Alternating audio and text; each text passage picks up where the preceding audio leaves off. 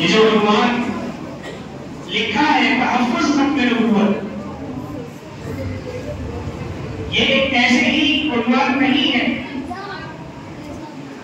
ہو سکتا ہے کہ لفظ کے اعتبار سے ہمیں سمجھ میں نہ آئے،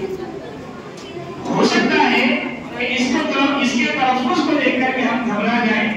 لیکن یقین جانیں یہ ایک ایسا عقیدہ ہے کہ اگر اس عقیدے کے اندر ذرہ برابر بھی کمی ہو جائے، کوئی کوتاہی آ جائے، ذرہ برابر بھی شبہوں و شبہات آ جائے، تو یقین جانیں تمام علماء کا اس پر اتفاق ہے. اور حضرت امام ابو حنیفہ رحمۃ اللہ علیہ کے سامنے یہ مسئلہ ایک مرتبہ آیا تھا کہ ایک شخص نبوت کا دعویٰ کرتا ہے، اس سے دلیل طلب کر لی جائے.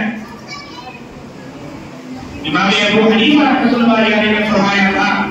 کہ اگر دل کے اندر ذرہ برابر بھی شک پیدا ہو جاتا ہے، دلیل مانگنا تو بہت دور کی بات، دلیل بھی تو وہی مانگتے ہیں کہ جن کے دلوں کے اندر شبہوں پر شبہات ہو. فرمایا اگر شک بھی آ گیا تو پھر اس کے کفر کے اندر کوئی تردد نہیں، وہ منٹوں سیکنڈوں کے اندر اسلام سے خارج ہو چکا ہے. آج ایک بڑی تنظیمیں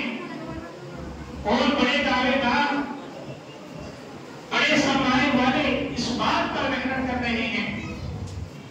کہ ان مسلمانوں کے دلوں کے اندر ان کے نبی کی طرف سے، ان کے آخری نبی کی جانب سے کس طرح سے شبہات ڈالے جائے، کس طرح سے ان کے ایمان کو ڈگمگایا جائے. جب ہندوستان آزاد ہوا، علماء دیوبند نے اور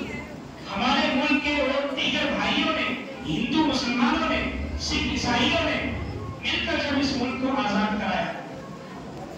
انگریز تو بھاگ گیا، لیکن انہوں نے سوچا کہ کس طریقے سے ہم مسلمانوں کے اندر انتشار پیدا کریں. بہت سی رائے آئی، جن میں سے ایک بڑی شدید اور بڑی سخت رائے یہ تھی کہ مسلمان ہر چیز برداشت کر سکتا ہے، لیکن رسول اللہ صلی اللہ علیہ وسلم کی شان میں اگر ذرہ برابر بھی گستاخی کر دی جائے تو مسلمان اس کو ہرگز برداشت نہیں کر سکتا. لہذا کوئی ایسا شخص کھڑا کیا جائے جو نبوت کا دعویٰ کر دے. ظاہر سی بات ہے مسلمان تو مانے گا نہیں، لیکن ہاں ایک انتشار ہوگا.